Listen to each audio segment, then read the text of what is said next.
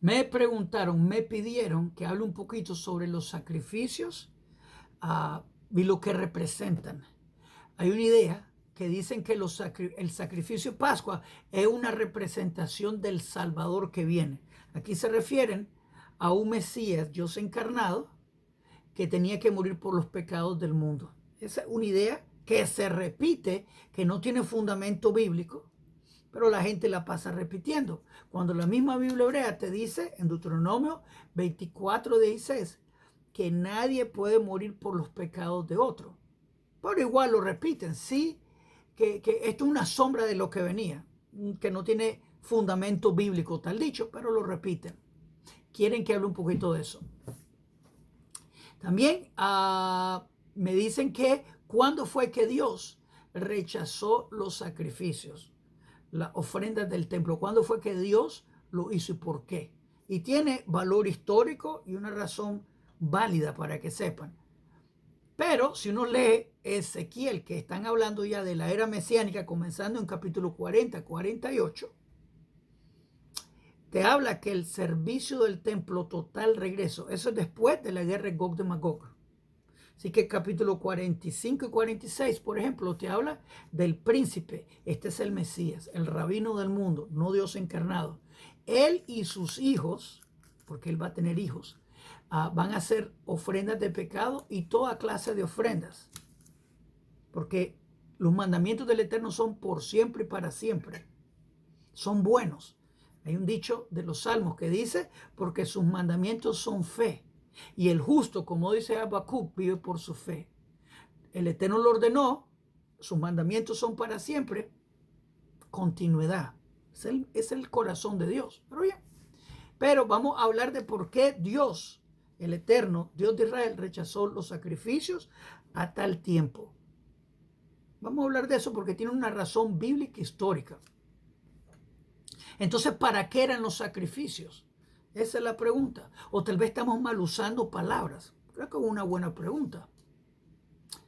¿Qué pasó con sacrificios humanos? ¿Permitidos o prohibidos? Te les digo rápidamente, son prohibidos. Regreso a Deuteronomio 24:16. Cada uno muere por su propio pecado. Deuteronomio 24:16. Eso está también en Ezequiel 18. Eso también está, que es total, Ezequiel 18. Jeremías 31, verso 29. Cada uno muere por su propio pecado. Nadie muere por el pecado del otro. Eso no es bíblico. Especialmente sacrificios humanos. El Eterno ordenó a Abraham llevar a Isaac para probarlo. Pero Isaac no murió. También tenemos el caso de Jafte, que él prometió lo primero que salga de su casa. Pero si uno lee el texto, dice que las amigas de ella, de la muchacha, lamentaron su virginidad, no lamentaron su muerte. Ella fue dedicada al servicio del templo por siempre y para siempre, sin posibilidad de casarse. Por eso estaban lamentando. Pero hay que pensar razonablemente. Uno lleva un ser humano al santo templo, le pide al sacerdote, el Cohen, así se llaman los sacerdotes, que por favor te hagan el favor y sacrifiquen un ser humano en el altar. Les digo rápidamente, la sangre humana contamina, así que sería lo opuesto de santidad, sería una abominación. Así que no, sacrificios humanos son descartados. Sacrificios de dioses, eso es mitología, ya nos pasamos al ramo de mitología, dioses encarnados, mitología, todo eso tiene que ver fuera de la Biblia. Y hemos hablado de dioses encarnados, Nimrod, Semiramis y Tamuz. Tamuz, el niño Dios. Semiramis, la madre de Dios, la reina de los cielos. Y Tamuz, el dios sol, que los católicos todavía adoran, donde se encuentra la hostia, que se encuentra en una cúpula que es el sol. Están alabando totalmente la idea de Nimrod, que se repite como 30 veces, y entonces viene una persona y me dice, es que mi versión es verdadera. Ajá, es verdad. Pero bueno, me estoy distrayendo. Vamos a hablar de la razón de los korbanot, de la ofrenda en el templo, que creo que vale la pena entender, porque eso es parte de la Biblia y va a regresar en el reino mesiánico. Tenemos, por ejemplo, Zacarías 14, que te habla que las naciones que no vayan al santo templo en el festival de tabernáculos, septiembre, octubre, esas personas van a ser severamente castigadas con las plagas de Egipto. O tenemos Isaías 2, que te dice todas las naciones van a ir al templo a adorar al Creador y obviamente van a tomar parte de las ofrendas, de los corbanot, de los sacrificios, como quieran llamarle. En verdad la palabra no es correcta, sacrificios, para que sepan. Vamos a explicar un poquito de eso. Vamos para allá, vamos para allá.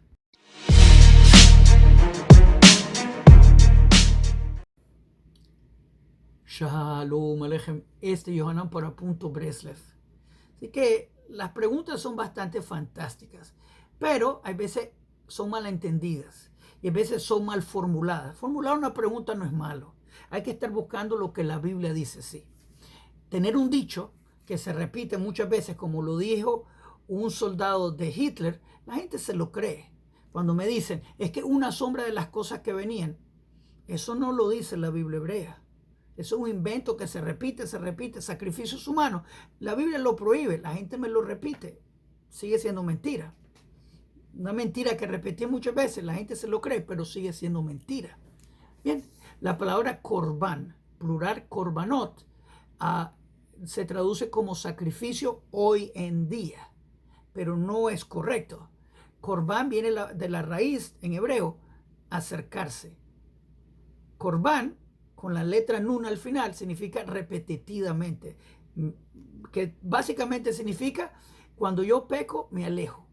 Y entonces traigo una ofrenda para acercarme, por decirlo así. Es un método de acercamiento que yo le llamo. Tenemos singular corbán, corbanot, plural. Así de simple. La idea traducida como sacrificio fue una palabra prestada de los paganos. Por ejemplo, en México, también lo hacían en Perú, lo hacían en muchos lados, en el Medio Oriente, que hacían sacrificio, que significa me costaba mucho, hacía el sacrificio, y quería apaciguar un Dios enojado. Pero en verdad, yo me aparté del Creador con mi transgresión, quiero acercarme al Creador. Ahora, esta era una muestra de mi arrepentimiento físico, corbán. Un corbán es una prueba de mi arrepentimiento psicológicamente, que lo entienda.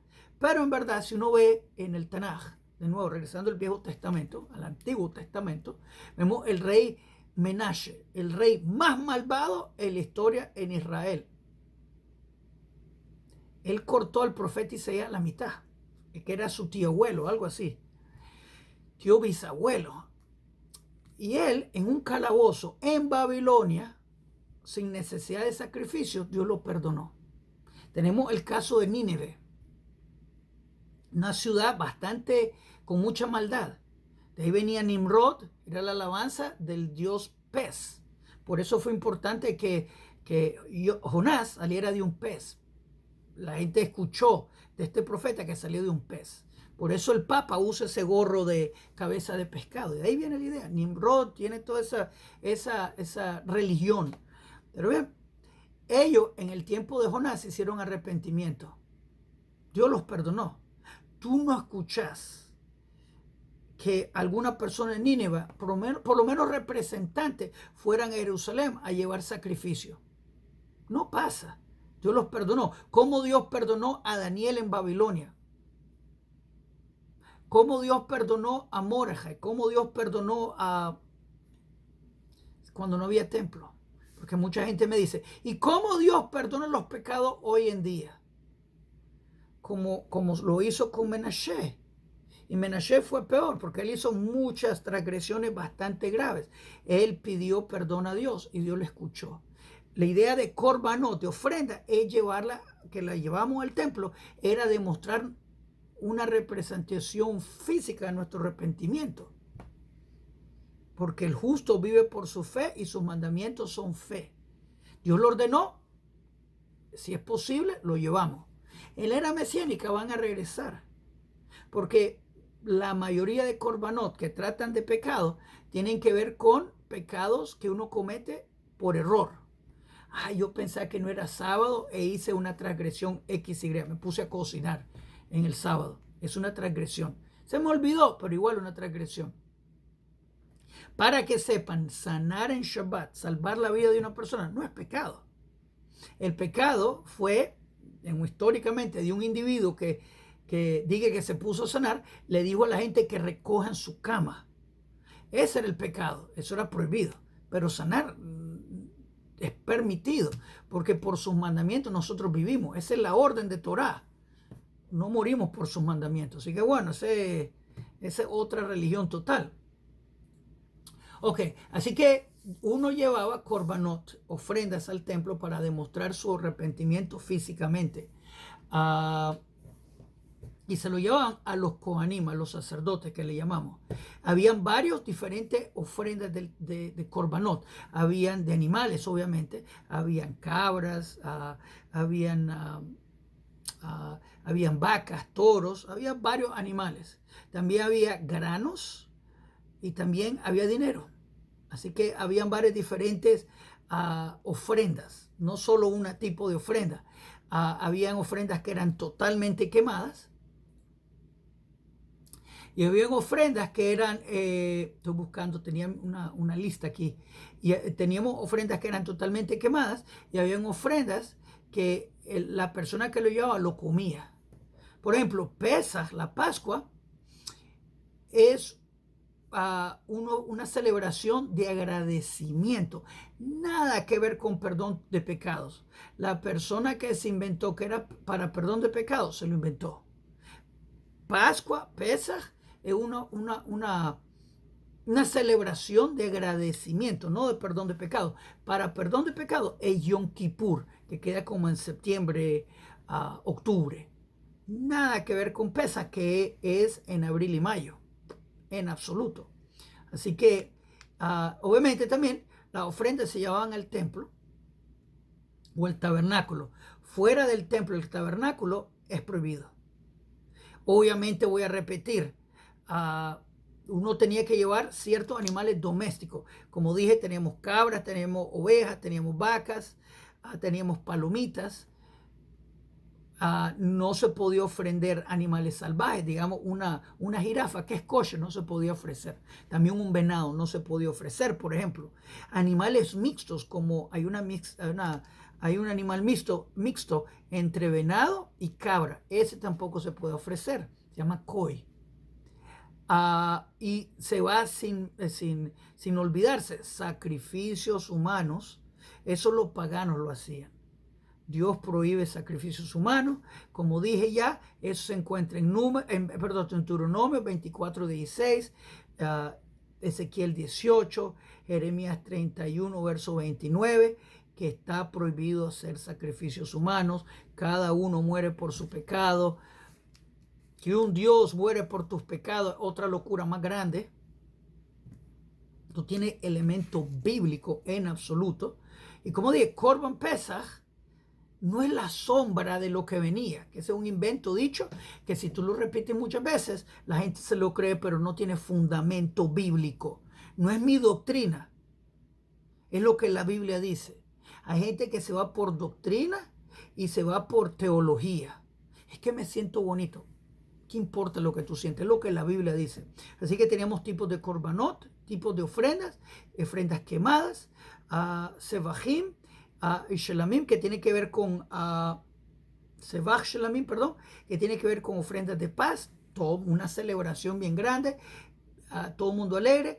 Korban Todá, que es la ofrenda de Pesaj, ofrenda de agradecimiento, que es lo que celebramos en Pascua, recordando que en Egipto el Eterno nos ordenó matar el representante del Dios Cordero, el Cordero de Dios, lo matamos, el Dios Canún. Por eso Pesaj pasa la muerte del primer nacido, porque ese era el mazal, ese era el zodíaco, la fuerza de los astros en ese tiempo, en esos días.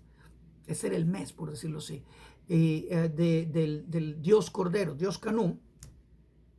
Y el 15, que es el día que comemos la ofrenda de Pesaj, la ofrenda de Pascua, es el día más poderoso de esta deidad.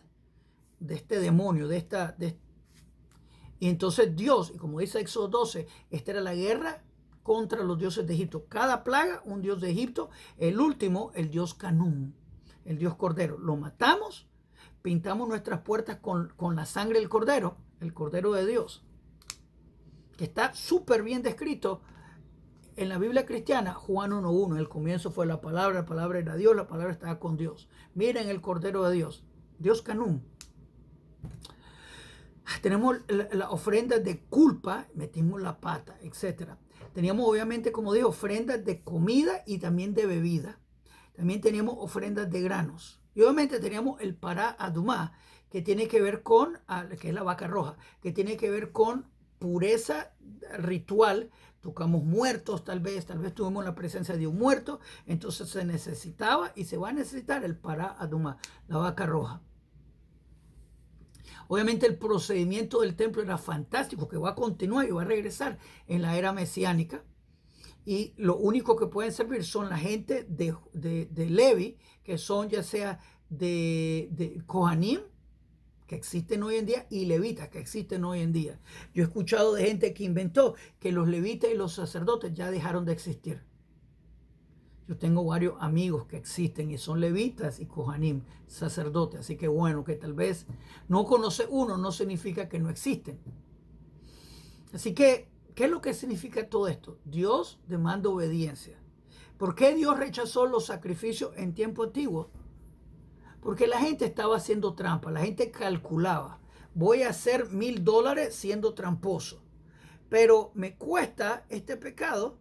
Si llevo al templo un sacrificio, $100. Así que hago de ganancia $900. Así que hacían calculación y ellos pensaban que eran perdonados así. No. Ok, antes de continuar, quiero darle bienvenida a todos los nuevos. Repórtense de dónde están viendo. Díganos cómo le estamos ayudando. También quiero que por favor le hagan me gusta a este video y se suscriban al canal. Que le hagan clic a la campanita para que le contemos cuando los siguientes videos en este canal vengan. Es importante. También quiero invitarlo a las clases de la Biblia. Estudiamos la Biblia hebrea todas las noches a las 8 de la noche hora de Toronto. De domingo a jueves estudiamos la Biblia hebrea, que es la raíz hebrea de la fe. La estudiamos del hebreo, la traducimos al castellano con sus comentarios, donde todo el mundo está bienvenido a aprender la Biblia hebrea con nosotros. Tenés que estar suscrito para comentar, pero todo el mundo está bienvenido. Así que suscríbanse al canal, dale me gusta el video, compártenlo en su grupo, únanse al proyecto de aprender la Biblia hebrea. El que aprende la Biblia hebrea vive menos engañado. Así que hagan clic. Por ejemplo, y esto es muy importante, una persona que llevaba una ofrenda al templo.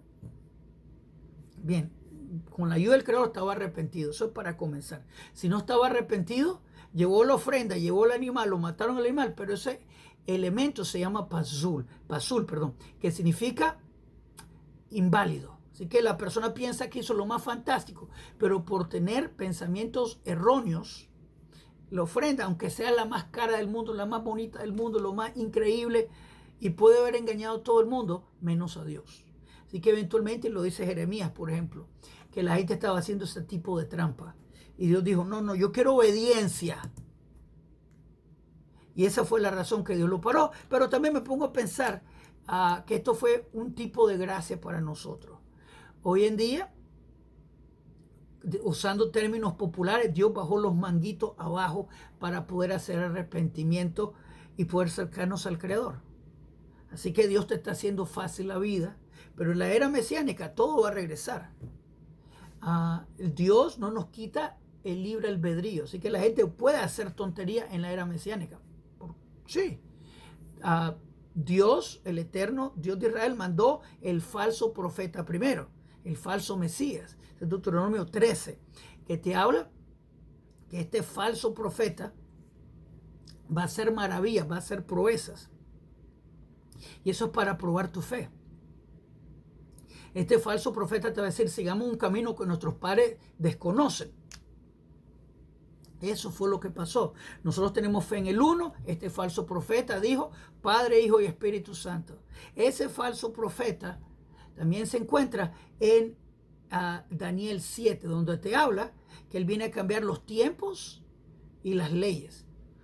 Teníamos el calendario hebreo, ahora tenemos el calendario antes y después de Cristo.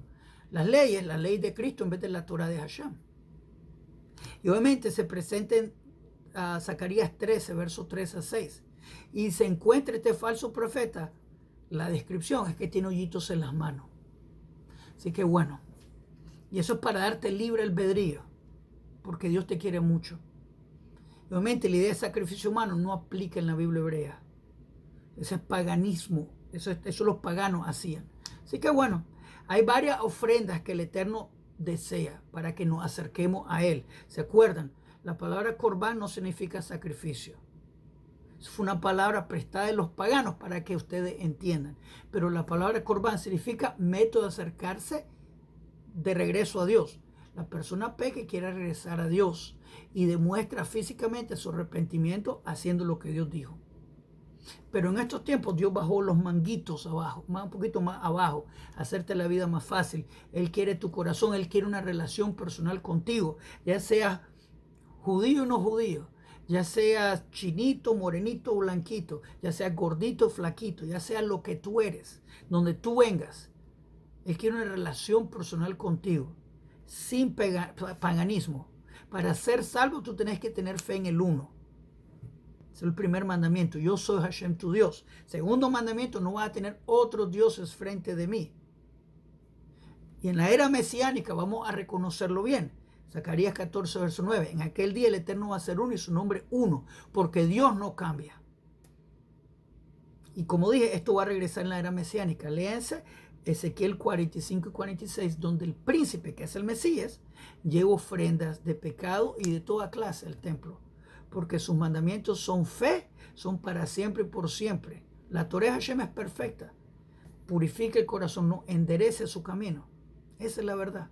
Si piensa que me faltó algún punto, escríbeme aquí abajo. Shalom Aleichem, Kol Tuv.